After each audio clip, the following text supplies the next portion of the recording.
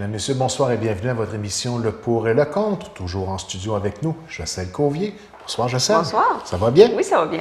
Aujourd'hui, nous allons parler d'accès à la justice. Et voilà un sujet qui va être très intéressant, fort intéressant, dû au fait que c'est pas nécessairement facile d'y avoir accès à cette justice-là, mais quand même, au Québec, on a fait des efforts assez importants dans les dernières années. C'est sûr, il y a eu des améliorations, mais on entend quand même souvent l'expression on a une justice de riches au Québec. Si tu n'es pas riche, oublie ça, tu n'es pas capable de te défendre, de poursuivre quelqu'un. Je me demandais, est-ce que c'est toujours le cas? C'est quoi la vision des gens de la justice au Québec? Est-ce que c'est une réalité qui est bien établie? Puis un des faits qui est quand même assez important au Québec, c'est que, entre guillemets, on est porté à penser que l'accès à la justice, il est pour tous dû à la fameuse aide juridique. Mais on s'aperçoit, lorsqu'on creuse un peu, que l'aide juridique, ça a des barèmes quand même assez serrés et ça ne rend pas nécessairement la justice accessible à tous très facilement. Ne parlons nécessairement simplement que du salaire qu'il faut avoir pour y avoir accès. On ne parle pas d'un salaire très élevé, là. Exactement. Et d'ailleurs, justement, le gouvernement du Québec, l'an dernier, a décidé de changer ses barèmes. C'est une bonne nouvelle pour inclure, entre autres, maintenant, les gens qui travaillent à temps plein au salaire minimum, 35 heures semaine, ont accès à l'aide juridique gratuitement. Ça date de l'an dernier? Oui, de l'an dernier. Et auparavant, là, est-ce que dans ta recherche, tu voyais, je crois qu'en bas de 16 000 ou 18 000 $? Exactement. Donc, Tu n'y avais pas accès, là. Donc, même au salaire minimum, même au salaire minimum à 35 heures semaine, avant cette loi-là, tu n'avais pas accès à l'aide juridique. Parce qu'on s'entend qu'au salaire minimum, avec tout ce qu'il y a à payer, il t'en reste pas beaucoup. De devoir te payer un avocat, c'était comme un non-sens. Donc là, les gens au salaire minimum peuvent avoir l'aide juridique. Il y a aussi les personnes âgées qui vivent seules et qui touchent le supplément de revenus. Bon, ben voilà un bel Donc, effort ça, dans le bon sens. C'est pas parfait, là, parce qu'il y a une espèce de tranche de personnes entre les gens plus pauvres et les gens plus riches, là, ce qu'on appelle la classe moyenne. Pour eux, c'est assez difficile d'avoir accès à la justice. Fait très intéressant dans la documentation que tu as été très gentil de me communiquer. L'aide juridique aurait été créée en 1973. Voilà quelque chose que je ne savais pas. Donc, c'est quand même assez récent. Oui. Et puis, depuis 1986, que les gens au salaire minimum n'y avaient pas accès. Donc, depuis l'an dernier, on a réglé là, cette partie-là. Dans le fond, le but, c'était de la rendre plus accessible, cette fameuse Exactement. Puis on revient un peu à l'essence. Dans le fond, on a créé l'aide juridique justement pour donner accès aux Québécois qui avaient moins les moyens. Donc, on revient à la raison pour laquelle on a créé l'aide juridique. Donc, ça a été vraiment bien accueilli par les organismes, les regroupements de gens plus pauvres. Puis, c'est une très bonne nouvelle. Puis, en faisant les recherches, j'ai trouvé certains faits et statistiques qui sont parfois surprenants. Premièrement, l'aide juridique, il y a eu beaucoup de controverses dans les médias.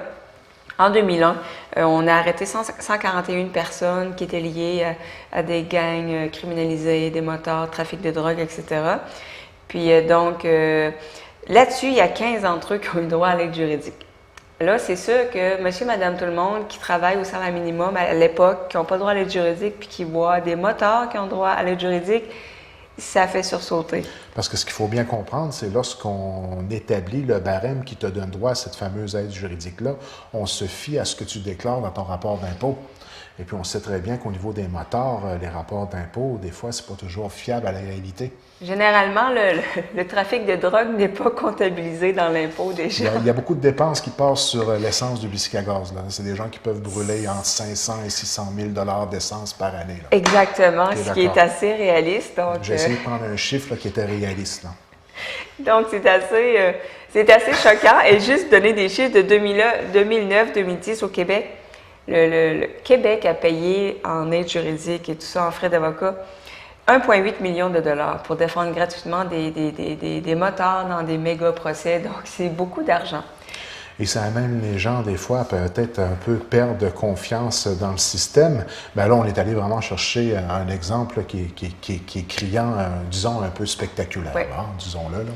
Non, non, c'est sûr que c'est un exemple un peu extrême, mais oui. Puis 1,8 million sur le budget global, là, c'est des peanuts, là. C'est ça. C'est sûr que c'est C'est l'exemple qui est projeté, puis les médias se font un plaisir d'en faire un spectacle. Hein. C'est du sensationnalisme. C'est un peu ce que je recherchais. C'est du sensationnalisme, mais le bon côté de ça, c'est que ça a peut-être aidé justement à ce que quelque part, il y a des gens qui se réveillent et qui se disent, ben là, il y a des gens qui devraient avoir accès à la justice, puis ils l'ont pas, puis il y en a d'autres à côté que c'est douteux. Là. Il y a quelque chose qui me dit que ça a peut-être passé dans l'émission Infoman. C'est le genre d'information C'est le genre d'information qu'on peut voir. Ouais. Puis justement, tu parlais que les gens ont moins confiance à la justice. Oui. Bon, il y a des statistiques, 55% des Québécois n'ont pas confiance au système de justice, c'est-à-dire qu'ils ne le trouvent pas équitable ou bien qu'ils ne le trouvent pas accessible. Quand même très impressionnant comme statistique. Comme statistique, et 43% des Québécois préfèrent s'adresser à une émission comme La Facture et JE plutôt qu'aller en justice. Je pense que ça en dit long aussi. On a fait aussi des sondages. Il y a une personne sur 7 qui refuse de se défendre ou de poursuivre quelqu'un sous motif que, généralement, c'est parce qu'à cause des coûts, les délais sont trop longs, la personne ne croit plus en la justice. Il y a 2 fois moins de poursuites ces dernières années. Parce que les gens n'ont ni les moyens ni l'énergie. Puis au niveau de ce qu'on appelle la cour des petites créances, là, ce qu'on remarque aussi, c'est que de plus en plus, c'est les entreprises qui vont monopoliser les cours de justice. Dans 80% des causes en cours de justice, c'est des compagnies qui sont impliquées. Et au niveau de la petite créance, c'est 15% qui ce sont des usagers ordinaires, monsieur et madame tout le monde. Tout le reste, c'est des gens d'affaires qui essaient de faire payer leurs dettes impayées. Donc, on réalise que de plus en plus, le citoyen ordinaire, il y a de moins en moins accès à la justice. Et pour vous donner une idée des salaires, on pense que 10% des Québécois ont les moyens de se payer un avocat, ce qui n'est pas beaucoup. Et le tarif horaire moyen d'un avocat au Québec, c'est 165 de l'heure. C'est sûr qu'il y a des avocats qui acceptent de prendre des causes gratuitement. On appelle ça du pro bono. Il y a aussi des avocats, 12% des avocats qui acceptent de se faire payer seulement s'ils gagnent. C'est parfois vous fait tomber sur un avocat comme ça. Et il existe des moyens comme la conciliation, qui est un moyen beaucoup plus rapide, moins dispendieux et qui serait efficace dans 80 à 85% des cas. Donc, c'est sûr qu'il y a des moyens qui existent pour les gens qui n'ont pas beaucoup de sous à mettre là-dessus. Mais la situation est assez préoccupante et c'est le barreau du Québec aussi qui est préoccupé que c'est pas tout le monde qui a accès à la justice, que les délais sont trop longs, etc. là. Effectivement, les délais sont très longs et souvent, les gens, ce qu'on va entendre autour de nous, c'est que les procédures étant très longues et les coûts de l'avocat, à moins qu'on se représente soi-même, mais c'est pas toujours évident. Ouais. C'est pas tout le monde non plus qui a le temps d'y investir la préparation nécessaire ou les compétences ou l'aisance d'aller se présenter dans un tribunal pour le faire.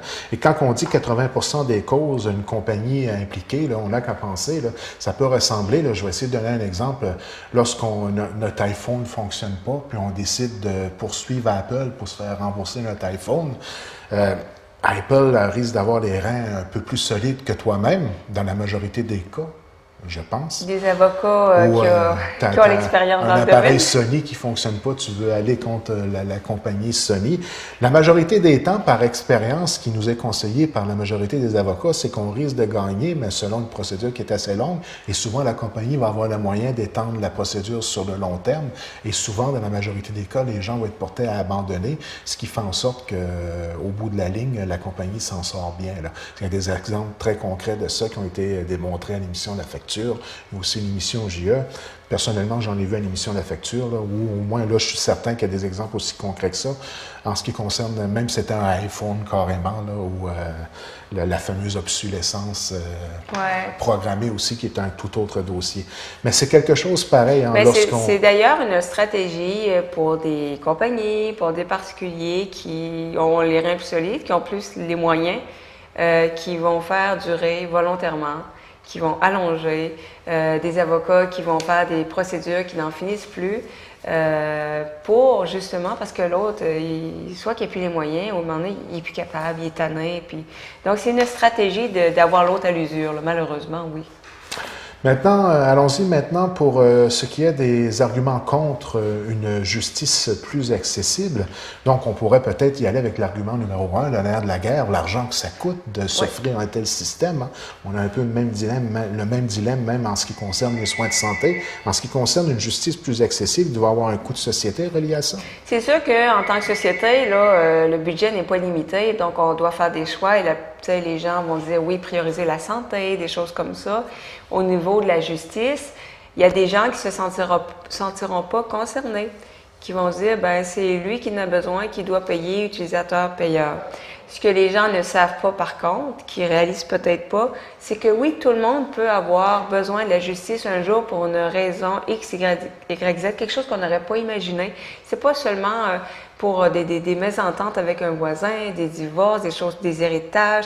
Je veux dire, il y a plein de choses qui peuvent faire qu'on est obligé de poursuivre quelqu'un, qu'on est obligé de se défendre parce qu'on est injustement accusé de quelque chose. Même en tant que simple consommateur, on peut être mis devant cette réalité-là. Donc, il ne faut pas croire que non, moi j'ai une vie tranquille, j'ai pas besoin de ça. Non, c'est ça. Ça arrive à tout le monde peut avoir besoin de la justice.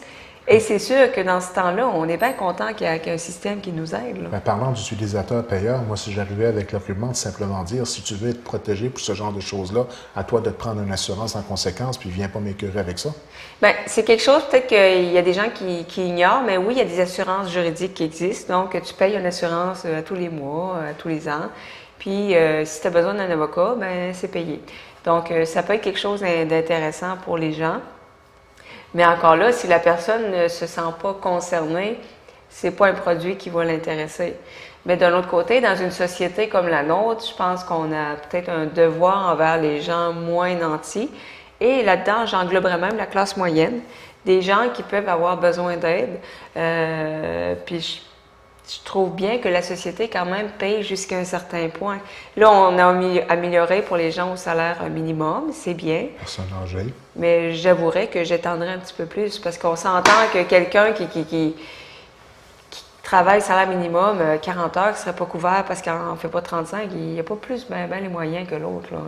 Est-ce que le fait d'avoir accès à une aide juridique qui englobe un plus grand pourcentage de la population n'apporterait pas certains abus au niveau de l'utilisation de ce droit-là, dans le sens où on pourrait aller et poursuivre pour des choses qui sont un peu ridicules et peut-être même engorger le système de justice et créer une clientèle qui est peut-être pas adéquate à avoir droit à ce service-là? Bien, c'est sûr que c'est une crainte, oui, c'est sûr qu'il y aurait beaucoup plus de poursuites. Parce que quand ça coûte rien, on s'entend-tu que ça peut être plus tentant de poursuivre pour un rien? Ça coûte rien, je vais te poursuivre pour un rien. Exactement. Puis non, c'est clair qu'il y a des gens probablement qui abuseraient, ou ce qu'il y a de l'homme, il y a de l'hommerie, on dit tout le temps ça. C'est sûr qu'il y a des gens qui abuseraient du système. Mais par contre, le bon côté, c'est qu'il y a des gens qui refusent de poursuivre parce qu'ils n'ont pas les moyens qu'eux seraient Est-ce qu'on peut poursuivre avec l'aide juridique, Jocelyne? Je pense pas. Hein?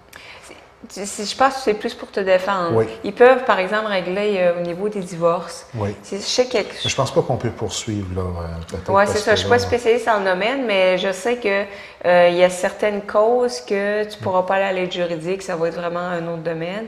Mais c'est sûr que si ça devient super facile de poursuivre n'importe qui aussi, c'est que les gens ne vont pas utiliser tous les moyens qui existent. Par exemple, avant de poursuivre quelqu'un, il peut exister d'autres moyens, des mises en demeure, un avertissement, des choses comme ça.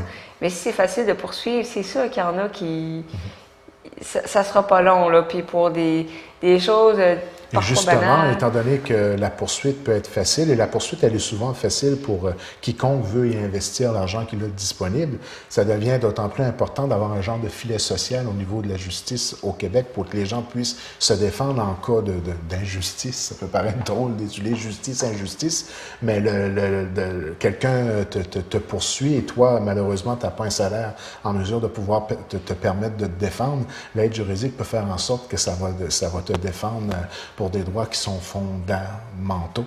Oui, exactement. Donc, ça peut arriver que tu es poursuivi pour quelque chose que tu n'as pas fait.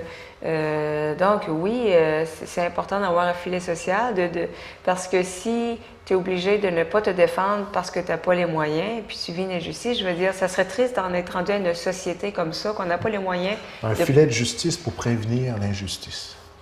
exactement. Donc, je pense que c'est bien un minimum, là, mais c'est sûr de quand même avoir des espèces de barèmes. De toute façon, c'est pas toutes les causes qui peuvent être entendues. Je veux dire, on décide si une cause est recevable ou non, parce que c'est sûr que sinon, ça n'aurait plus de bon sens. On s'entend que les critères pour avoir droit à l'aide juridique, à l'heure où on se parle, il n'y a personne qui se vante que c'est facile d'accès et puis que n'importe qui peut y avoir accès n'importe comment. Hein. Il y a des barèmes bien spécifiques. Puis, à l'heure où on se parle, lorsque déclaré sur nos rapports d'impôt, on n'est pas considéré comme ayant des revenus accessibles qui rentrent dans les critères d'admissibilité, on oublie ça. Ouais. Donc, à quelque part, c'est nous, en tant que société québécoise, qui avons décidé de se prémunir de ce service-là. Et à nous de faire en sorte qu'il n'y ait pas d'abus et puis qu'il soit accessible aux gens qui en ont vraiment besoin. Un peu comme les soins de santé, un peu comme les soins soins de santé. J'oublie l'autre exemple que j'avais en tête, là, mais c'est soins de santé et autres services gouvernementaux qu'on s'est offert. Garderie à 7 un exemple. De la même façon qu'on ne laisserait pas quelqu'un en détresse dans un couloir d'hôpital, je veux dire, on va en prendre soin, on va le mettre sur une civière, on va... De la même façon, on parlait comme comparaison, tu ne laisses pas quelqu'un dans un couloir d'un palais de justice sans aide, sans rien, parce que ça peut donner une détresse épouvantable, d'être poursuivi injustement ou d'être harcelé, puis tu sens que tu n'as pas le choix de poursuivre l'autre parce que là, tu es harcelé. Donc, tu ne laisses pas quelqu'un... De te défendre, du moins. Parce que pour le fait qu'on n'a pas le droit de poursuivre à l'aide juridique, je suis pratiquement certain. Là. Au pire, on le précisera à la prochaine émission, mais je suis pas mal certain qu'on ne peut pas poursuivre. Oui, c'est bien possible. Puis allons-y maintenant avec les conséquences de ceux qui sont plus à l'aise financièrement, le pouvoir qu'ils pourraient avoir, ces gens-là, à pouvoir poursuivre n'importe comment, que la personne n'est pas dans les moyens de pouvoir se défendre, même si elle a des moyens un peu plus bas, ça ferait en sorte qu'on aurait l'impression que la justice n'appartient qu'aux gens qui ont de l'argent. C'est sûr, c'est sûr. Hein? C'est déjà ce qu'on se dit en ce moment. Il y a des gens qui vont même pas s'essayer de se défendre parce qu'ils vont dire « Je vais être pris d'un procès qui dure 2-3 ans, je vais tout passer, mes économies, l'hypothèque, les REER, tout ça, puis dans le bout de ligne, je ne sais même pas, dans le fond, si je vais m'en sortir. » Peut-être, ça me vient à l'idée, là, tu me corrigeras si je me trompe, mais Robinson Crusoe, là, oui. Pour les droits d'auteur avec Sinard à l'époque, là, ça s'est terminé dernièrement et je crois que malheureusement, ça va aller à une cour encore plus supérieure. Là. Il y a eu comme un rappel. Mais voilà un exemple d'un citoyen québécois qui a eu à se défendre pendant une longue période de temps, je pense que c'est une dizaine d'années, et qui a engouffré des sommes d'argent incroyables, s'est complètement ruiné contre une compagnie qui malheureusement, en bout de ligne, c'est pas terminé ce dossier-là et c'est pas certain qu'il va en ressortir gagnant. Là. Il a reçu beaucoup d'aide du public parce que c'est sûr que ça tient à cœur des gens. C'est son œuvre, tout ça. Puis, en tant que société, pour nous, c'est quelque chose qui est important. Donc, il y a beaucoup de gens qui l'ont aidé. Puis, c'est un modèle de persévérance aussi. Oui. Donc, tu vois quelque chose comme ça. Tout le monde en parle aussi. Hein? Est-ce que tu te rappelles du nom du monsieur? En tout cas, c'était l'œuvre Robinson Crusoe, là, quelque chose du genre. Là, et puis, c'était un dossier avec Sinard. Excusez-moi de ne pas avoir plus de détails. C'est une idée qui m'est venue là, tout en c'est David contre Goliath. C'est un très bon exemple. C'est l'exemple qu'on veut présenter. D'un citoyen qui décide de se battre jusqu'au bout, puis des années. Et souvent, ce qui est dommage, c'est que il y a des gens qui vont se battre des années pour des histoires d'héritage, des histoires de trucs comme ça. Et en bout de ligne, ils vont gagner. Mais quand tu calcules la somme qu'ils doivent donner à leurs avocats, ils se retrouvent avec rien. Et même des fois, se retrouvent avec des problèmes financiers parce qu'ils ont tout engouffré. Donc, en bout de ligne, là, c'est pas toujours gagnant. Là. Et le fait de dire qu'on se permet d'avoir un service tel que l'aide juridique et puis qu'en tant que société, on se paie ce service-là, est-ce qu'avec ce service-là, on peut garantir qu'on va avoir accès à une justice rapide et que les procédures vont aller dans un temps raisonnable? La réalité à laquelle souvent on est pris à faire face à l'heure où on se parle, c'est que c'est très lourd les procédures, le système est engorgé et on a l'impression qu'à quelque part, les personnes qui profitent le plus du service juridique ou de la justice en général, ce sont les avocats. Est-ce que tu ne ressens pas un peu ça dans l'analyse ou est-ce que ça a ressorti des gens qui ont participé à l'émission? Oui, les gens trouvent que c'est dispendieux, que les délais sont longs.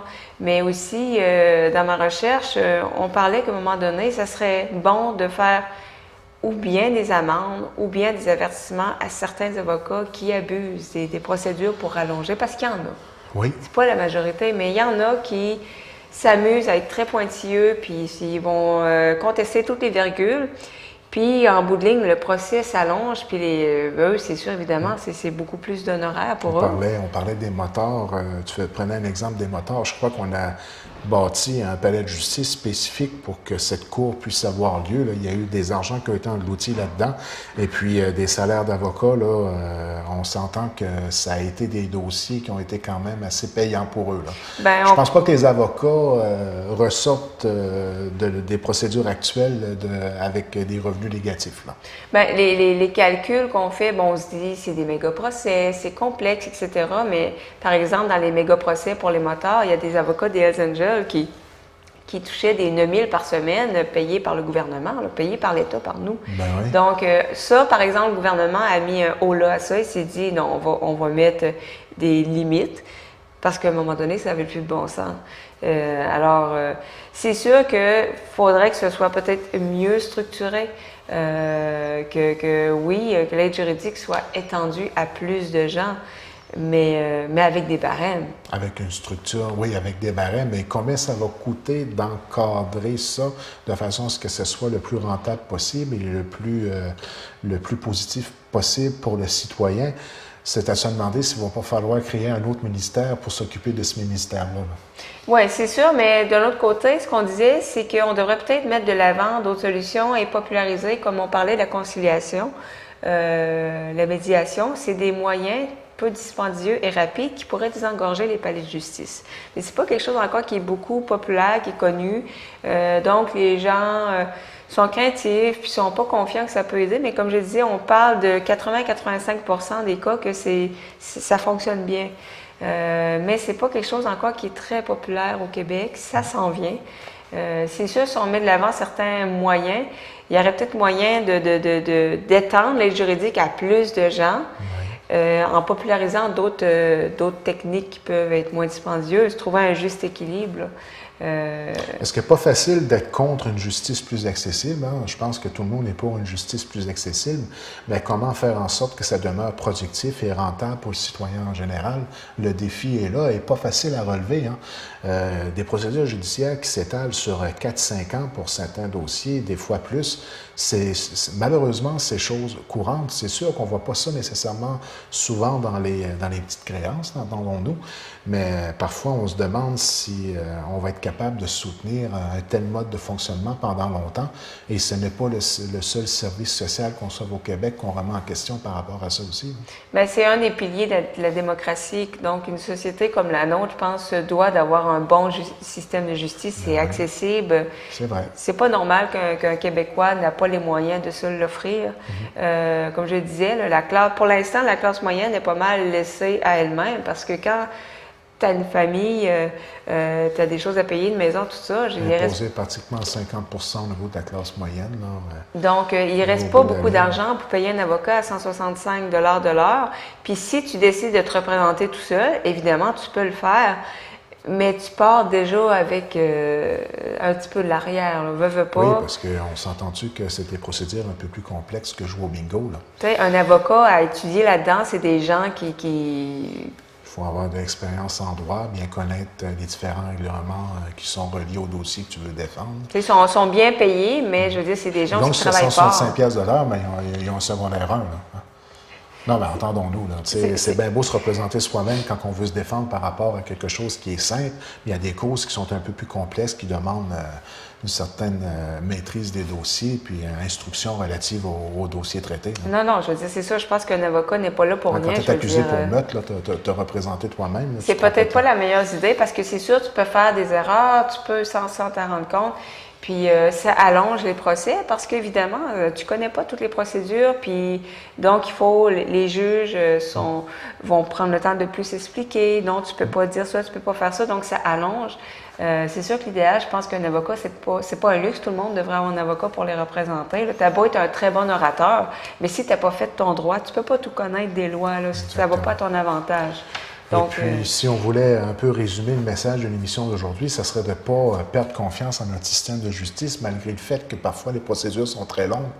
Ça sera un peu le bilan auquel on voudrait en arriver à l'intérieur de l'émission d'aujourd'hui, c'est de ne pas dire aux gens de ne plus avoir, parce qu'on voyait dans les différentes statistiques dont tu nous parlais que les gens semblent trouver les procédures lourdes et puis avoir plus ou moins confiance aux résultats ou au système de justice qu'on a décidé de s'offrir comme société québécoise, mais à quelque part, de perdre confiance, c'est pas une solution pour s'assurer que dans l'avenir, on soit encore capable de s'offrir un système de justice accessible à tous et surtout qui nous permet d'avoir une justice sociale adéquate.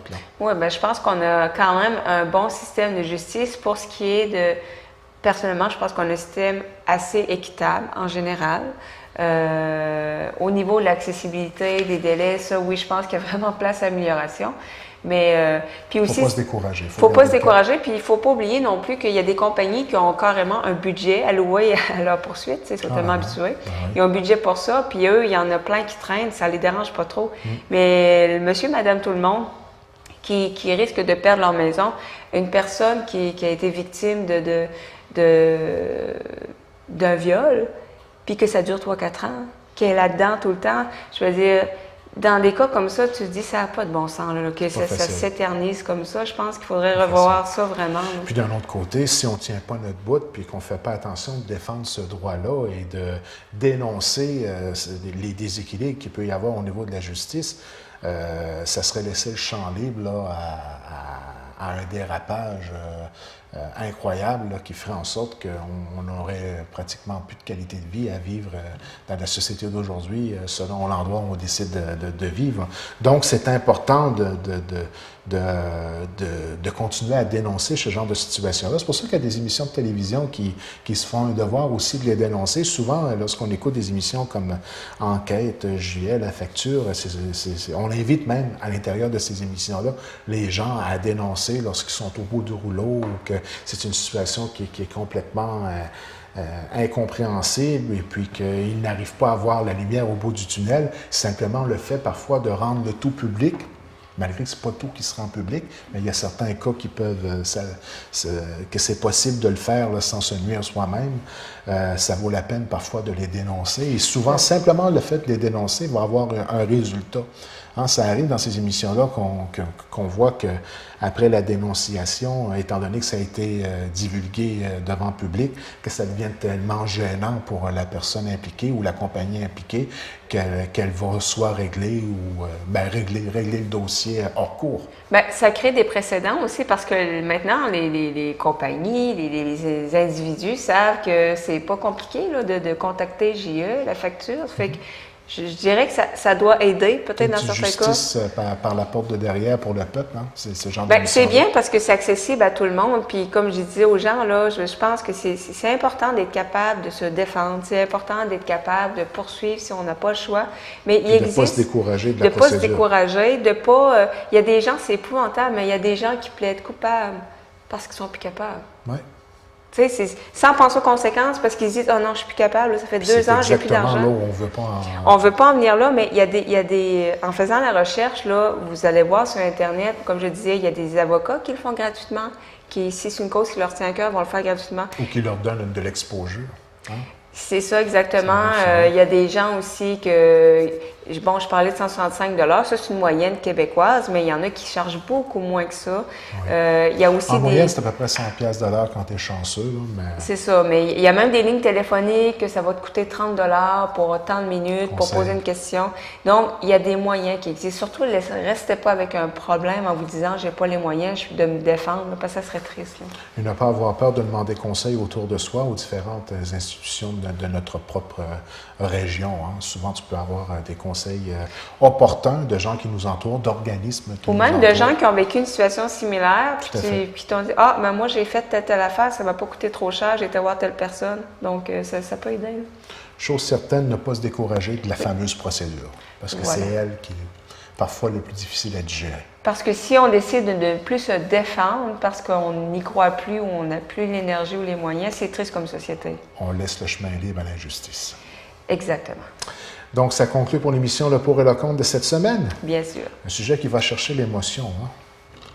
c'est pas facile quand on parle de justice, puis avec toute Ben, l'injustice qui nous on entoure. connaît tous des cas, des choses que des gens... Des cas révoltants. Hein? Des cas révoltants, voilà. Donc, rendez-vous la semaine prochaine pour une autre émission de Pour et le Contre. Avec plaisir. À la semaine prochaine.